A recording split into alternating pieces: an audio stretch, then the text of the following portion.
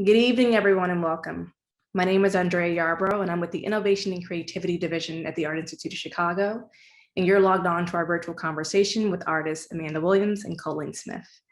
We are so glad to have you joining us virtually today, and we hope that this digital format can offer a chance to stay connected to the Art Institute from home.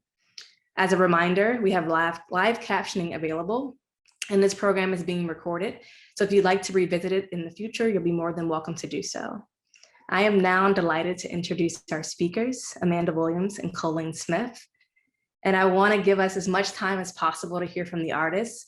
And so I want to invite you all to visit our website, artic.edu, if you're interested in extended biographies.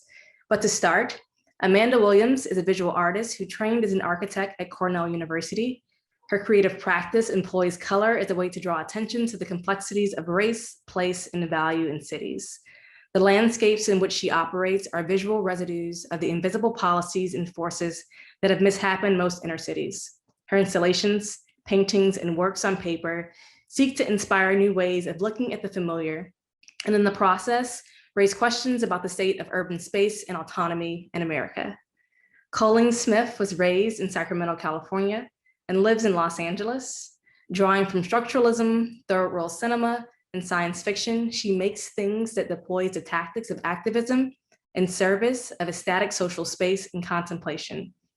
She enjoys container gardening, likes cats, and collects vinyls and rocks. She's also part of the art faculty at the California Institute of the Arts. And equally as important is that both of these artists are incredibly thoughtful humans and friends who take on the complexities of making art as Black women with a level of nuance, play, and grace that is to be admired. And this evening, we have the privilege of listening to their brilliance. And so with that being said, I'm gonna pass it over to Amanda and Colleen to share more about themselves and get our conversation going. Thank you both again so much for being here. Wow. Hi, Amanda. Hi, how are you? I am well. It's good to see you as always. It's great to see you too. How are you I'm glad we doing? have this as an occasion to get together and chat. Yes, yes. So I thought that since you weren't able to make it out to see, that we could maybe start with a few observations I had about the exhibition that I think can ground our conversation and kind of really two key themes that I think we're excited about and would be interesting for our audience, which are Blackness and Chicago-ness. So I think we are going to have fun kind of thinking through those things. And if I could have the first slide, I'm going to share a couple of things with Colleen, with the audience, that can give some visuals to our conversation. So this is a little bit of how the exhibition starts. There's a little pretext before this, but I love this. Chicago is where it all began. So I can say that about you and I as well. I met you when you were here and your career was kind of emerging and burgeoning. But your embrace of Chicago has always been so powerful for me and also like so endearing because I'm a Chicago native. But as you can imagine, I also was blown away with the choice of wall color, which often seems mundane, or maybe people don't think about the work that goes into exhibition making and the work of the curators and the teams that bring these things to life, especially when they travel to different places. But I thought it was striking to me as somebody that's always really paying attention to color, a few things. So one is, if I can have the next slide. I immediately wanted to know what the wall colors were for the exhibition. And I thought about them interestingly enough because there's a joy and a lightness to the entire way that it's presented, at least here, that I think is counter to how people might think about the colors of democracy or the fact that these are presidential portraits or portraits that were made on the occasion of that kind of lens, and that we already have lauded the way the Obamas have kind of blown that out of the water with their choices of Kehinde Wiley and Amy Sherald as the portrait artists. But I think also there's been so much talk about the choices that they made stylistically and artistically to create these portraits. But when they're grounded also in this color, it really hopefully makes people think about how do we associate color, or how do we associate context with ideas of democracy. And that's such a critical conversation right now. And so for me, as somebody that's obsessed with color all the time, it was really interesting to think about these two colors as colors of blackness, or what do we think about in relationship to colors and blackness. The kind of spatializing of blackness and how color intersects with that is always obviously at the forefront of the work that I do. But I thought that that would be a nuance that maybe people wouldn't think about when they went through the exhibition, that I think is actually really powerful to think through. Next slide.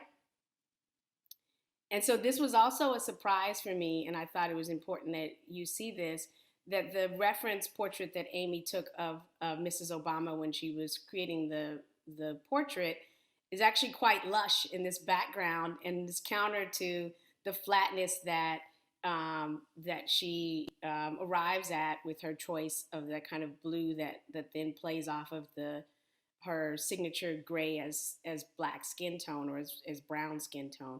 And so for me, that was really powerful also to think about context. And I thought it would be interesting for the two of us to talk about background, in this case, just compositional as the background of the painting, of the photograph, and then eventually the painting. But in terms of contemporary artists, particularly Black artists, the choices that are being made about backgrounds, and the fact that we are both kind of spatial people, that we're thinking of background, but always in a kind of dimensional context. Me, obviously trained as an architect, and then you as a filmmaker, we're literally constructing sites, constructing backgrounds, constructing the kind of symbolic spaces of blackness. And so it's powerful that we have a kind of huge cross section of artists of color who are attacking that in all kinds of ways. So from Amy's flatness to Kehende's kind of fantastical lushness. Yeah. Lisa Butler is at the Art Institute right now with fabric that has all these kind of symbolic meanings. So I thought that might be a good way to kind of delve into the way that we think about it. And then the second frame, I think, is the Chicago-ness of the show. So obviously there's a kind of ownership that Chicagoans feel for the first family, despite their kind of global reach and appeal. Next slide, please. So this is my mom at the exhibition getting to snap the wall, and the kind of pride and just excitement, you know, to be able to feel connected. There's a kind of down homeness to it, or kind of accessibility that I think is really powerful. And so I want to make sure we talk tonight about the impact you feel like Chicago as a city and as a kind of character in the work that you were making, not necessarily always literally the background, but if you can talk a little bit about what that felt like. So we're going to just have slides of our work that'll be cycling as we talk. But I thought that I would kind of toss those two things out initially, so we can talk about Blackness and Chicago-ness and how those things have influenced both of our work. Right. So to me, those two things are very much fused. Being a kid who grew up in the suburbs of Sacramento, even though I was in the center of town, a suburban life in California, where the current population of African Americans is coming in at about 6% of the population, just like a wee little presence in the state. Yeah, it's gone down quite a bit since my childhood even. But arriving in Chicago and really confronting this legendary city that has birthed more geniuses than any other American city, including New York. Fact, I know that's controversial, but I'll go toe to toe with any New Yorker about like the actual production of Black brilliance that the city of Chicago has produced for a century, since the migrations from the South began. And so to me, the idea of like what it is to be Black and this American sense, and what it is to be a Chicagoan, are like profoundly fused in terms of like possibilities and even impossibilities, in terms of enclosures and in terms of expansiveness, you know. And there's something really profound about, you know, of course, the first Black president of the United States of America, you know, cut his teeth in Chicago. Of course, like where else would he be from? There's literally not another city that would be a place in which the like sort of pressures of enclosure and the sort of like intensely brilliant resistance are in play every day up to this minute right now, you know. where this sort of like dogged and determined disinvestment and sort of like violent enforcements come up against a kind of aspiration that is mind-boggling, a kind of determination, a kind of like ingenuity, like the kinds of workarounds that Black Chicagoans produce. I can't, I'm like so sentimental because I'm in LA and I miss Chicago like every day, you know what I mean? But to me, they're just completely fused. That was a long answer to a simple question. Sorry. No, I think that's great. I mean, I think that that hits at a kind of like secret sauce that nobody's ever able to explain. So that was so beautiful because despite obviously being deeply invested in the the physical environment, it sparked my desire to study architecture and to then make work that has all this kind of spatial symbolic meaning. I never really thought about the idea of the enclosure or the constraint, and then how that generates a kind of desire to be liberatory in every move that you're making. So that's really interesting to, not even interesting, like that really does just kind of encapsulate the ingenuity constantly in every discipline, right? So that's I why you mean, see it in everything, right? It's like, well, yeah, it's like just making diamonds. The city yeah. is like literally making diamonds with this pressure, this pressing down, and then this like pushing back. Oops, I lost my earring. I'll just take this one off. So excited. Excuse me. Ah! So, I mean, maybe talk a little bit too in terms of that ingenuity. It seems like it takes maybe an outsider sometimes to see that, and then to be able to manifest something generative in relationship to that. So I'm super curious about whether you feel like there's really a distinction between the kind of work that you were making before you came here and then the kind of work you made while you were here and after, or if there's just always been a thread and this became just an inspirational backdrop, literally. Like, do you feel like there was something particular about the kind of, even if the work wasn't about Chicago, was there a way in which color or even, just landscape or sounds or ways of being, ways of blackness? We joke about one of my what black is this you say is, I wish I could live somewhere where there's 4 or 5 different ways to be black. And you instantly were like, well, that's Chicago. And the person that said it was here and felt it was not Chicago. He felt so constrained. And so I'm just wondering if you can talk a little bit about some of the work that you made or the way that you thought about approach the work, maybe. I mean, for me, okay, like, so I was mentioning growing up in these sort of very integrated, almost sort of like utopian suburbs in Sacramento, and then moving into the southeast side of Chicago. And on one block, there might be like some $200,000 condos. There's some kids slinging. There's other kids rolling dice. There's a Holy Roller Church across the street. And there's like a venerable musician who's part of the original membership of the AACM, all on the same block, To me, that just made my head explode. On top of that, I was able to kind of like put myself under the tutelage of incredible musicians. Like, I think that was like my first go-to with Chicago. Started with Sun Ra, but then, I mean, there was Nicole Mitchell, there's Tamika Reed, there's Jeff Parker. I mean, Hamid Drake. I don't even, I'm gonna get embarrassed for like who I'm not mentioning in the list of legends. Just in Chicago, out and about, and me basically showing up and just stalking them, like going to every concert, every talk, whatever I could, to learn, to observe, and to think about like what I do, which is cinema in relationship to sound. So there's that, and then there's also like this idea of, for me, like, yes, I understand why. There could be a way in which the kind of class warfare among Black people in Chicago can feel almost like impossible to escape. And then I am like stunned with and completely gratified with the people who understand this idea of like the outside, the elsewhere, and that's like a conversation you can have with anybody in Chicago, like a kind of comprehension that this may not be the only track. And I was constantly intrigued with like my social experiment of people saying, well, what do you do? And I'd say, I'm an experimental filmmaker. And it was the only city I've ever been to where Black people didn't say, oh, you mean like Spike Lee?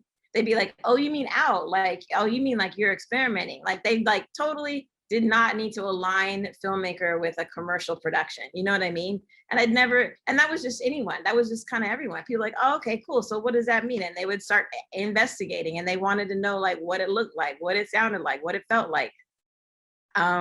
So to me, I think maybe because I was an outsider, because I'm so clearly Californian and definitely perceived in Chicago as weird, that I kind of took advantage of that destabilization to just kind of like probe people and discover this sort of like infinitude inside of almost everybody I encountered. You know what I mean?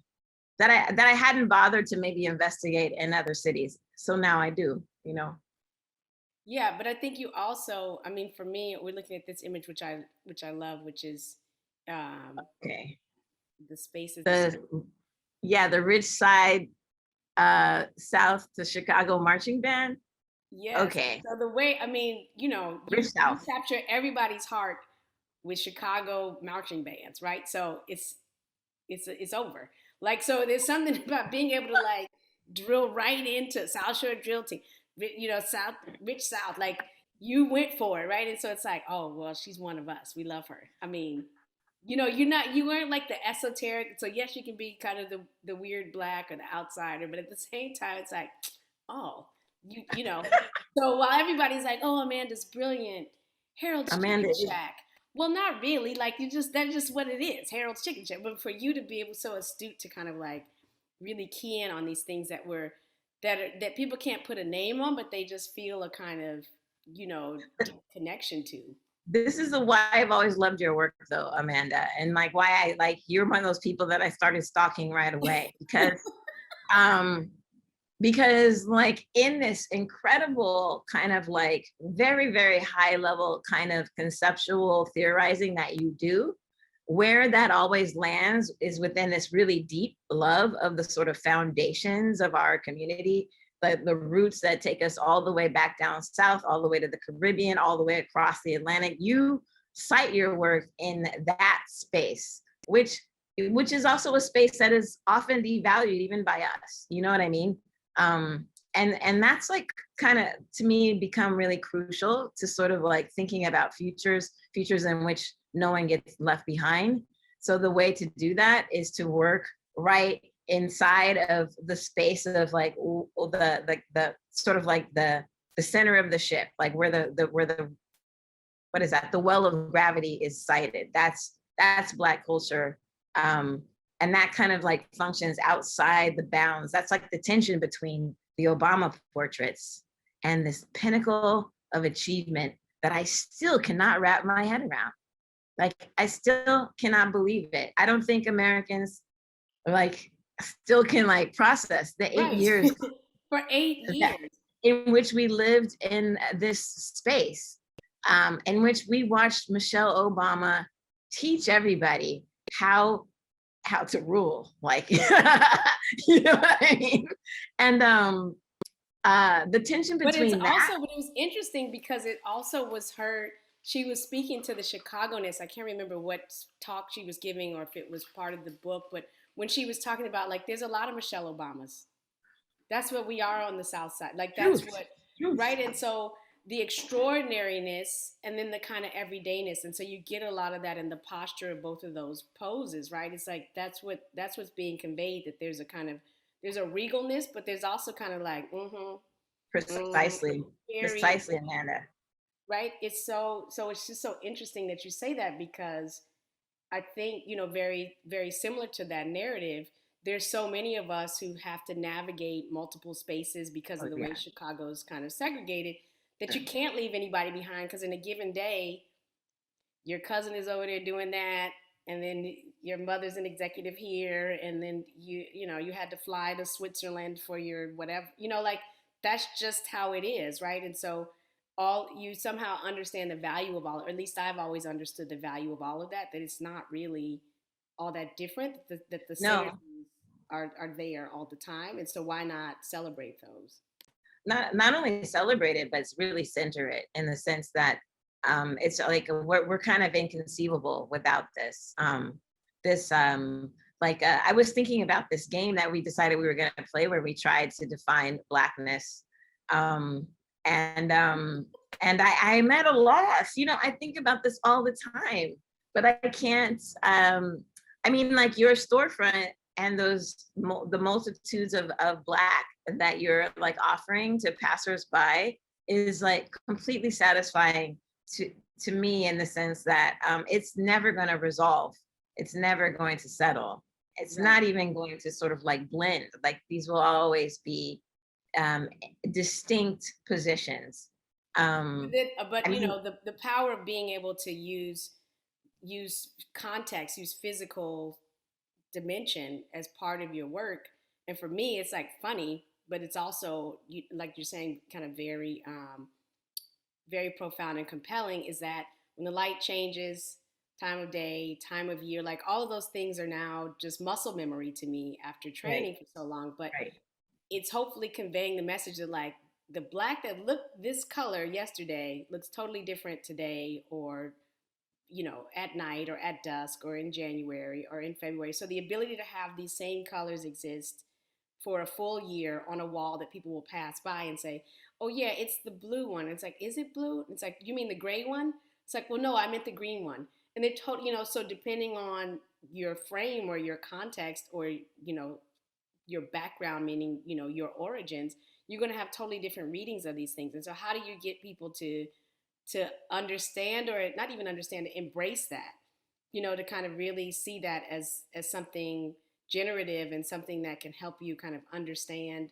your relationship, to the larger world. So I love the ability to use um, these art platforms and these media to do that, and to really, to, for me, yeah. what I I mean, love about the work you're making, right, is like that gives you a point of access, and then it's just taking you somewhere else. So I can't remember the name of the piece that's in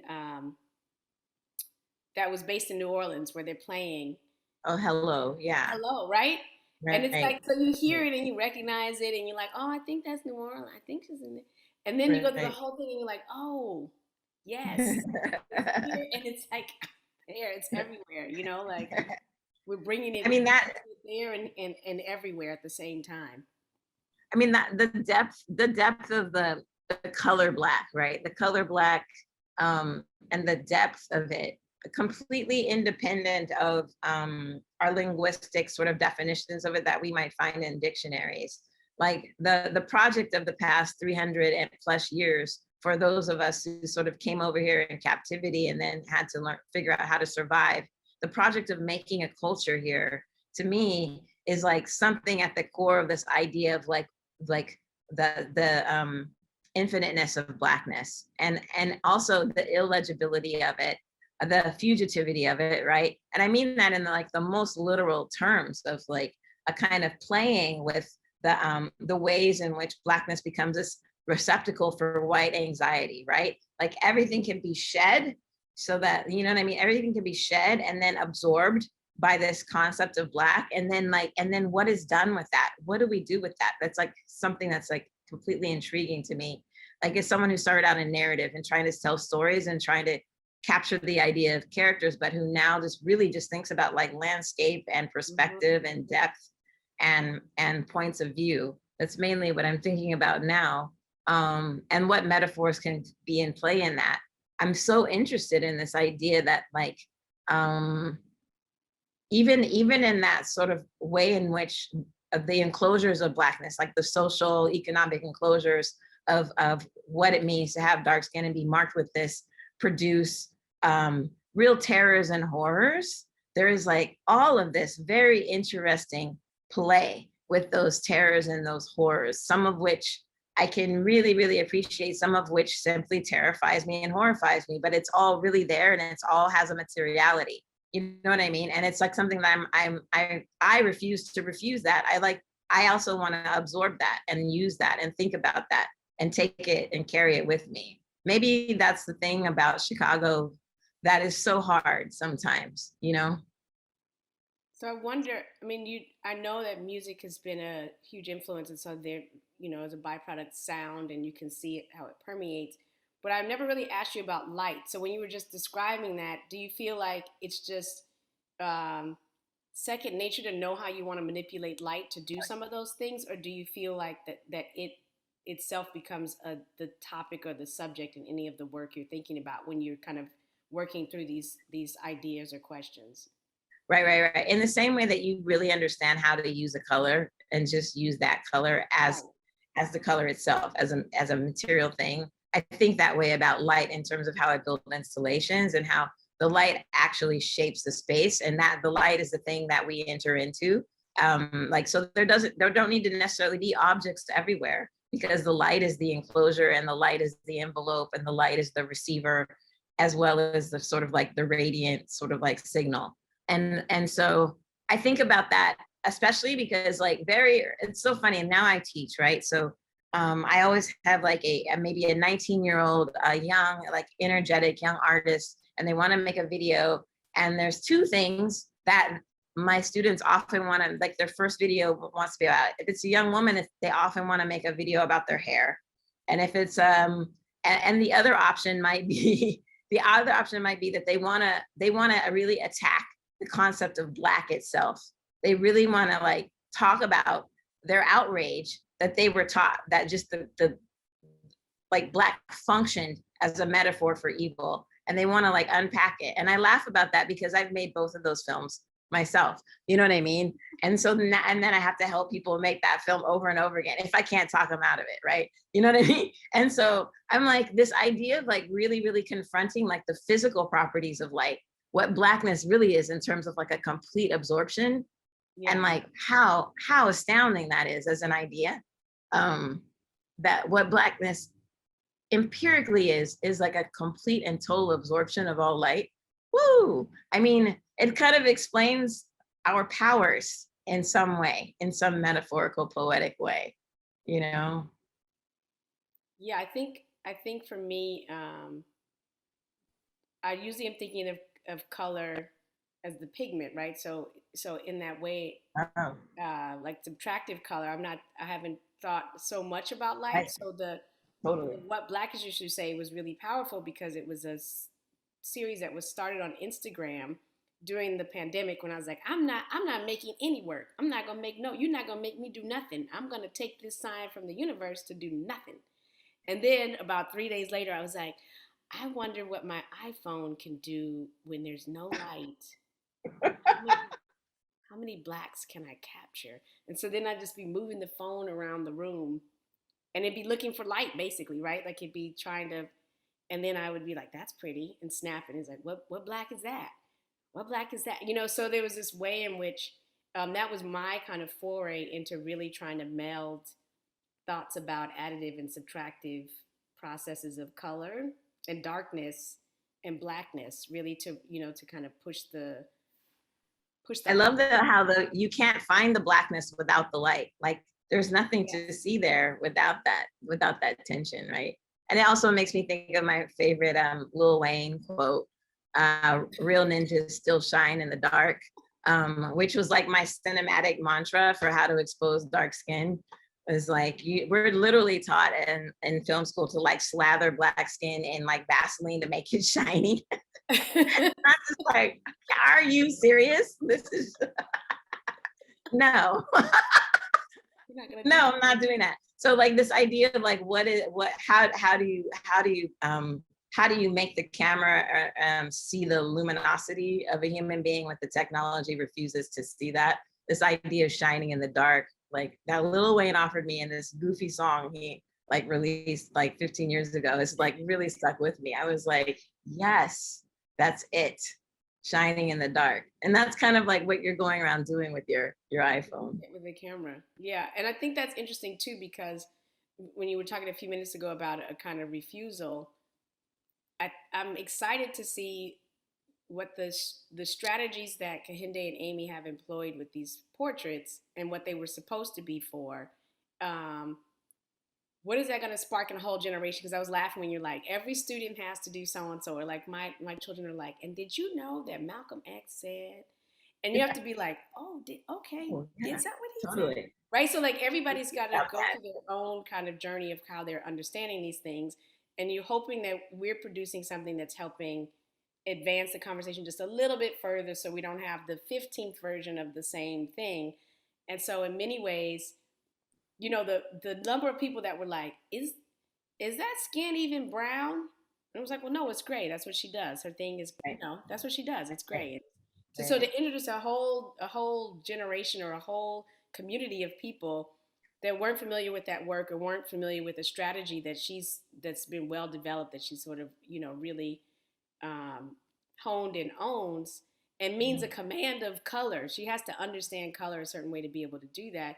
It's just so interesting to see how much that can push, kind of a next generation, or like you're saying about, hopefully access to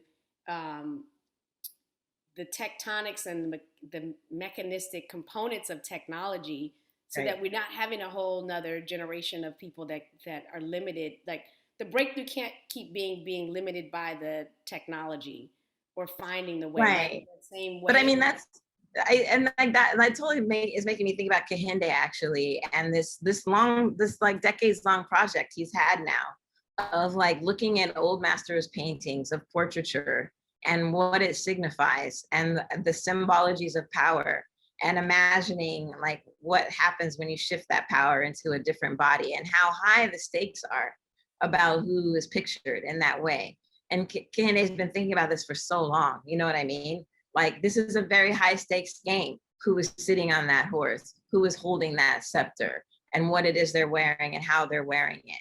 And it's coded, whether it's us or whether it's them, you know? And I mean, it just like such a brilliant decision to have these two young artists do these portraits, because they are also sort of like the inheritors of several generations of Black painters thinking about this question of how do we do this and what are the stakes of picturing ourselves, you know what I mean?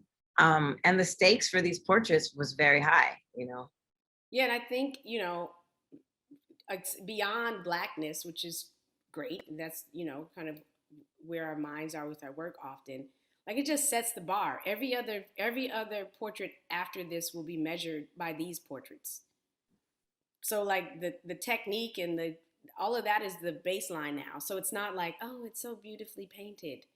Nope. Yeah. It's like, well, what were you thinking? Well, how were you trying to embody whoever that was? So I also love this idea that in trying to, well, I think they were just trying to be themselves. They were selected and they're like, I'm going to show up as me, and here's what you get. This is what I do, right? Yeah. You asked me, so here it is. You asked me, so I'm going to give you. But now everyone would be like, well, how is this represent? How does this speak to the lineage, right? So it just blew out of the water so much of all of that conversation. And I feel fortunate. I can't remember who I was telling. It's like, I've hit the birth lottery. So to be at a moment where I can make exactly the work that I want to make, but then also be able to go talk to the legend, the before, the after, the future, like all at once. And be able to mentor. Like, we're like right there, right? Where we get to like go to the elders and sit at their feet, and we get to mentor and shape and guide. It's just like, it's an amazing moment. And when I talk about the high stakes, I really, really feel like this is an incredible moment. It's an incredible moment that, Barack Obama's presidential victory has like kind of opened up a situation in which this process of looking and scrutinizing that maybe that family had to endure is like really something. Like I was like watching it a lot and thinking about it a lot, sort of like these sort of media, the way the media was shaping things for that 8 years. Even watching my colleagues, Black and not Black, talk about their understanding of what we had done by electing this person. And some people really thought that, we had checked off a box, and now, I don't know, American utopia was going to happen. And some people were really like, well, I'm praying for them. You know what I mean? Every day. There was one of the Blacks in my What Blacks Did You Say series is, you thought electing Obama meant you get to take a break from Blackness. Like, and then we did. We were like, woo, okay. Completely. Wow, what do we want to think about? What do we So want now to it's back to work. Yeah. And now it's especially like, that day. I don't know if you lived here then, but that I day did. after he was elected, like it was like outer space. Yeah. First of all, people were like, every newspaper was gone, and then people were just walking down the street like, Yeah. it was like, like, is this some dream? Has an alien landed? Like, Yeah. what has happened? Right? It was like there was no way to kind of describe that moment. Those vines in Kahinde's painting make me remember that feeling though. Like that's what those vines do for me. I remember that sort of bliss and that feeling that we really did do something. You know what I mean? Um, I'm really grateful to both of those paintings for that. It looks like it's time for us to answer questions though, Amanda. Let's go. Let's see. Awesome. This has been so beautiful. I feel like we can just listen to y'all go on and on. But I do want to respect the fact that folks did submit questions. So someone asked, Visa Butler often references connecting music to her artwork. Is there any particular music you are drawn to when you're in the studio? And I'm thinking about Colleen referencing Lil Wayne already. But would love to hear what y'all are listening to in the studio. So this question came up when Bisa and Shabalala and I did a talk at the Art Institute a few years ago. And so I'm going to get it right this time. I'm going to say house music. That's really a lie. It's always MC Light. But I think that it's not it's not this. I've loved Bisa's exhibition because she gives you the names as you're walking through the picture, the image, the work. Then in the kind of label, she gives you the name of the work, the art, the music she's thinking of.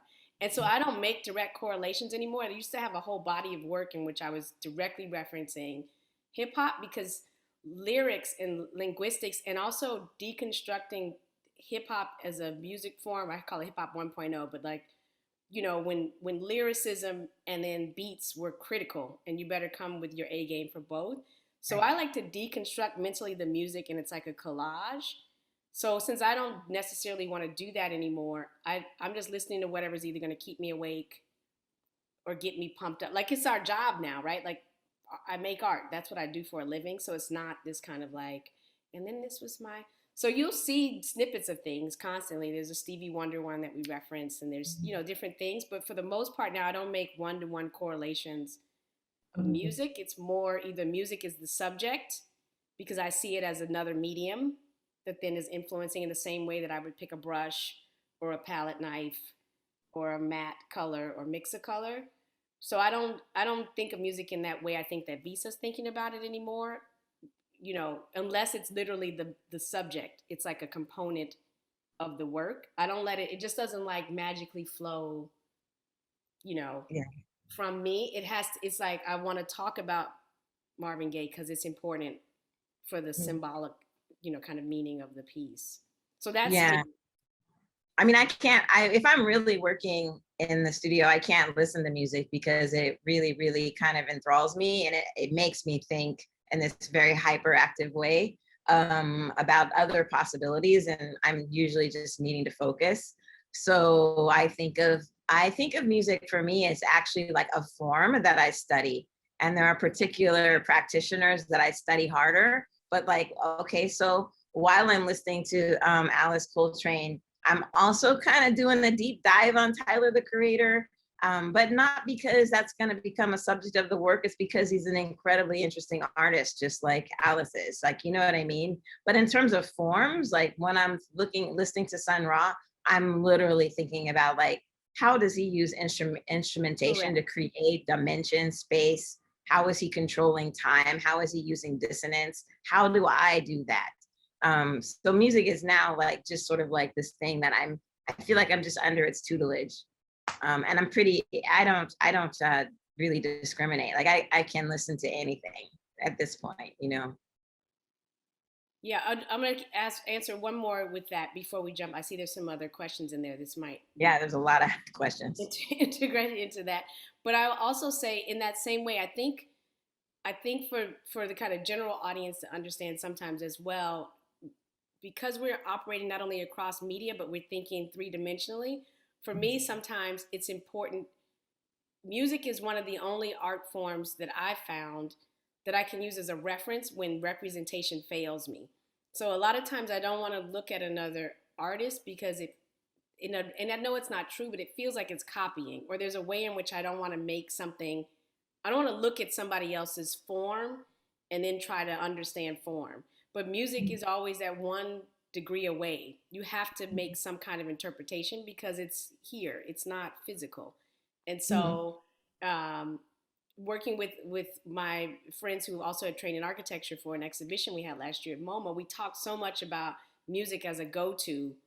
So we could, like, Kendrick did something for us, or Sun Ra did something for us. So there's a way that we could deconstruct the music. Like there was a way we could work backwards, almost like an outline, and then make your own version of it. Where I can't, so for some reason I can't do that with representational work. I can't look at somebody's work and then be like, oh, they did this and this, and then I'm gonna do this and this. Oh, that's funny. Like I can do that with materials, but not with pictures of people. Yes. Like, and as a filmmaker, because I'm so dependent on a physical form, it's the thing that I think when I'm trying to learn and think, I have to look at abstraction. I have to look at just like materials. So like I got into like ceramics like a crazy person. So I was like, this is dirt, fire, earth, water. Like, you know what I mean? I was just like, whoosh. Like I could just think about this all day. I don't have to think about like, what does this particular body do for this particular sort of like, you know what I mean, mise en Or even scene. when you did printmaking. Remember when you did the printmaking, the wallpaper, the printmaking piece at yeah, right? yeah. You found a finite number of that pattern or something, right? And it was like 17. Form came from that. Yeah, yeah, right? Yeah. There's another question that I want to ask you. What are our next questions? It's how do you characterize your approach to making images and developing exhibitions? Because you just did that in a really intense way at MoMA. So I'd love to hear about that process.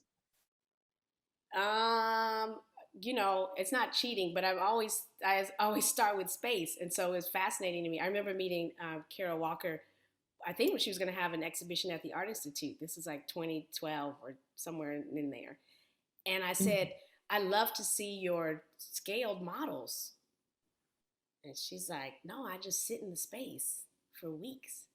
And I was like, whoa. So it always starts with some you know, like I'm always thinking about how you're going to engage the space. And even in the first slides I showed today, right? It's like, you know, my mother's like, why are you what are you doing? You know, I was like way up on the wall at the colors. I was like, look at the orange and the pink, you know, but it's like, I have to imagine the space first. And so that actually makes it difficult sometimes when you really just need to focus on the work and not necessarily think through, because maybe it's not known yet. And so when we were working on the reconstructions exhibition at MoMA, you know, it's 10 people trained as architects. So we literally were like, I got that corner. And then they were like, no, you have to make the work first and we will curate, you know? Right. And so I'm always thinking of the space and then these objects shaping how you experience the space. Mm-hmm. So either the space, you know, in color theory, it's like the whole world, or like, you know, the full environment, or at scaled public artworks or the storefront, or, you know, so it's been interesting to return back to making paintings. And even then I was making sketches of like what order they'd be in and how they'd hang. Yeah. Because I was really thinking about that color relationship. So for me, the space is always just at a pragmatic level. That's just where I'm starting. And I'm interested actually in pushing away from that to see what kind of work emerges when I'm thinking of it as something to be experienced and just making it. Yeah, I'm starting to realize that I really enjoy working site specifically, even if I'm just installing a video, you know what I mean? Like the siting of it and the installing and the making the space around it seems so important. And it's become like this new muscle I had to build up to like move a show that I built for one building into another building, because almost all of my ideas, like on a foundational level, are tied to the space I was making it for. So to have to sort of divorce that and then rethink it and re-relate has been this really interesting exercise for me over the past few years, for sure. Yeah. Yeah. Let's see. Thank you both. Let's hop into another question. So someone said, you both use different forms of media across your practices. Do you think each medium helps to capture a different form of expression or evoke a certain feeling? And what mediums inspire you? I would say, yeah, yes. So I would say, I feel like I'm always starting with a question, and then I just know that a certain medium is necessary, and it gets me in trouble a lot because then you're impatient to get to it, and then you don't know how to get to it. So I had an opportunity to do a project in the atrium at MoMA, actually at the same time I was working on this other show. So one, it was like hyper specific with like material that I should know well. Like I'm an architect, I'm making a show that's talking about architecture. That one was much more of a struggle than this other piece that I knew needed to be performance, but I had zero performance experience. And so I leaned on Anna Martine Whitehead, who's an amazing artist here in Chicago, to I have really, also, I've also leaned on Anna Martine Whitehead, oh right? my God, Woo! to really to walk me through, right? So to kind of be my guide and to really help me understand how these things that maybe I did know but didn't realize can be translated in the frame and in the kind of language that's uh that's kind of foundational to that medium. And then the piece was explosive. It was so fantastic. It was pulling all of that component. But Mhm. I'm also working with ceramics right now, and that's not my kind of So that, do you master. find ceramics, do you find it to be like, my problem is that I have to just really stop cold turkey because I found myself going down this very deep, deep, deep Yes. rabbit hole. Like I spent 6 weeks in Montana mixing glazes. That's Yes. it. I didn't really make anything. I made things so that I could put glaze on them. That's how I just went cuckoo. I was like, what'd you make? I'm like, I don't have a whole lot of pretty colors, like lots of goopy things, but I just wanted to learn like what it meant to mix these different dirts I together mean, and literally then put today, I was mixing heat on slip, them. and I was like, if we mix the slip and the pigment and the Right? Right? See, then you got to see what everybody's happens. like, are we supposed to just be picking one so that we can move forward with the whole project? And it's like, It doesn't work that way though. and everything is paint, like and then everything was like, what happens if I do it with a fan brush? Should I use my finger? Right? It's a rabbit hole, and so that makes me impatient sometimes, and I'm trying to embrace that. That's part of this vocation I've taken on. That it's okay. That's I also when you mean, liberate yourself from like a deadline or an exhibition or an audience where it's just all practice. This is what yeah, I mean, I had to really let go of that idea that I was going to learn how to do something so I could make something. And then I would just make that thing. You yes. know what I mean? It could be that I start learning how to do something and I make a thing, but then I keep having to learn like way past whatever that was. Like I'm just sort of like way past all that, what that was with ceramics that got me into the studio in the first place. And I'm still having to learn. And I just have to accept the way that might erupt later. But I think I'm constantly like, people joke, they're like, because they'll come in my studio, they're like, what are you doing now? And I'm like, oh, I'm trying to learn how to make smoke bombs. Like, literally, I almost got arrested for having explosives in my suitcase, like, because I just wasn't thinking about, I am making bombs. You know what I mean? Um, that's another story. But like, I just like decide, like, I need to know how to make, I need to know the chemistry of this. I have to know it. I have to know this chemistry. And But I that's think like, you that's different too. I know, mean, we're both operating at a level now where obviously you can have support teams that can literally make a thing at a masterful level. yeah. But I think it's so critical, especially you teach now and I used to teach. There's a difference between like you don't know how to do it, so you just go and get somebody else to do it, and like desire of mastery. So Right. we are working towards mastery of very specific media that we have training in and that always form a kind of foundation or facility. But then there's also like to your point, even if we because of time or because of whatever the project is, you need to have the thing fabricated or finished. That doesn't mean a lack of investment in like Yeah. understanding that thing and the way you want to use that thing. And so I think No, that's a I'm really clear distinction to make because I feel like this is and every generation complains about the next one, right? But it's like you can't just be like, well, I don't do sculpture. That's not what I do. It's like, well, if you want to answer the question about how the thing needs to work, you're going to learn chemistry and sculpture, right. the history of Right. working with your hands, and then 3D print it. Yeah, but Like, that's because you're an architect. I'm a filmmaker. These are jobs in which you have to understand the jobs of 25 other people in order to get what you need done. Like, I can't be a director if I don't know how to talk to a cinematographer about lenses, or a sound man about microphones, or a gaffer about rigging. Like I can't be good at it. I can like yell and scream at them and like kind of like coerce them into doing something for me. But if I really want to make something with my crew, I have to be able to talk to them. Yes. And like I don't actually think about it as mastery. I mean, oh my goodness, quite the contrary, Amanda. I feel like all I'm doing is going around breaking things. Like I feel like my whole mission is like deconstructing, taking it apart, turning it upside down, like changing the way you look, like, you know what I mean? Like I'm like with cinema in particular, like I constantly am looking for a way to like destroy it, like in like ways that make something else out of it, you know? But I feel like it's that old timey thing that I've heard for so long about like, you do have to kind of know intensely well, intimately your craft in order to do that. And so I'm trying. I'm really trying. Yeah, I'm trying and it to comes like go every day, deep. right? It's every day. Yeah, every day you have to, I'm just learning, I have to learn something, you know. Wow, thank you, thank you, thank you. Okay, so I'm gonna go ahead and start to close this out because we're approaching 6. But just some final thoughts, or even if you can share where folks can see your work right now, be it here in Chicago or other places. I'll let Colleen start because she just had the big debut last week. Yeah, I just got home from Houston, a beautiful show installed at CAM, Contemporary Art Museum of Houston, that traveled from Mass MoCA. And that was one of those like mind-bending things where going from a giant space into like a really nice big space, but like adaptations. I think a show is still at San Diego Museum of Art, a beautiful little film. SF MoMA, Sojourners playing there, and at LACMA, and here in LA, I have 2 shows, one at LACMA, LA County Museum of Art, and then their satellite gallery, which is at Charles White Elementary School. There's like some work that I made in collaboration with the students who go to that school, which is like very, very special show for me. Mm-hmm.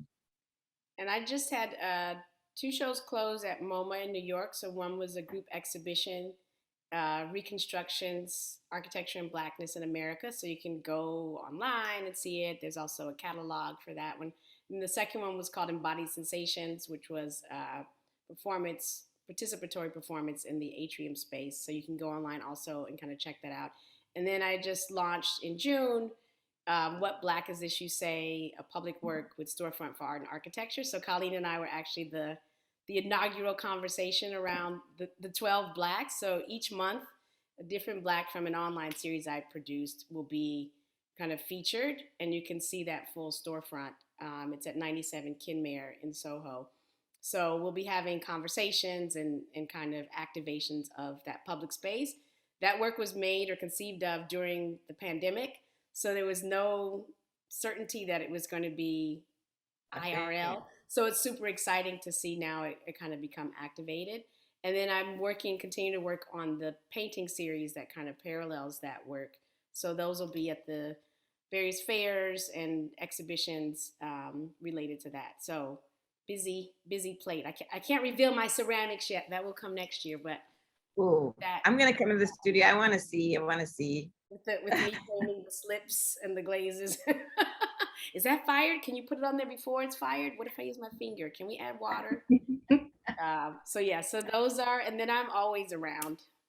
I'm trying to support all the amazing work that our Chicago brethren and sistren are doing. So can you really just chat about Black Wall Street, maybe? Oh yes, with Rick and Natalie Moore. So Black Wall Street Journey is a project spearheaded by Rick Lowe. It's part of the exhibition that's happening in celebration of the 40th anniversary of the MacArthur Fellowships, also known as the Genius Awards. So Rick has amassed a team here. We've been working for about 2 years. Fahim Majid, Guion Foreman, Gwen Butler, and then Natalie Moore has made her debut as a public artist. She's going to have a series of quotes and information that she gathered around the idea of Black prosperity, and Rick's assertion that Chicago, similar to your conversation in the beginning, Colleen, that Chicago really is the kind of potential contemporary version of Black Wall Street, that we have this kind of amazingness here. Yes. And so really using the exhibition as an opportunity to think about that and question that. So Natalie's bus bench posters will go around I think, 60 locations around the city. And she's asking the question of questions about utopia and Black prosperity. And then she's using some of the what Black is this you say as the backdrop. And then she's got a standalone exhibition of that in the Smart Museum, which is the hub for all of these. So this is like, again, one of these moments. It's like, oh, did you go to the Carrie Mae Weems show? It's like, no, I was at the Daoud Bey show. And it's like, well, did you see the Astor Gates? And it's like, well, no, I was looking at Mark Bradford. So, I mean, the National Public Housing Museum, Hyde Park Art Center, like it just, you know, it permeates the entire city. It really feels like this really great moment. Everything at the Art Institute and the MCA with the history of comics and Chertel Only. And like you name it, it's everywhere. And so it just feels really good to be part of that ecosystem and to make sure you're still part of it despite not being physically here. We're just so happy. Thank you. Thank you for drawing me in. I love it. Absolutely. Okay, well, thank you both so much again for sharing this discussion with us. This program was presented in conjunction with the exhibition, The Obama Portraits, which are on view through August 15th. And for more information about upcoming virtual events, you can visit us online at artic.edu and look for our monthly e-news in your inboxes. And we look forward to seeing you all again. Thanks again so much, Amanda and Colleen. Thank you. Bye, all. Bye, everybody. Bye.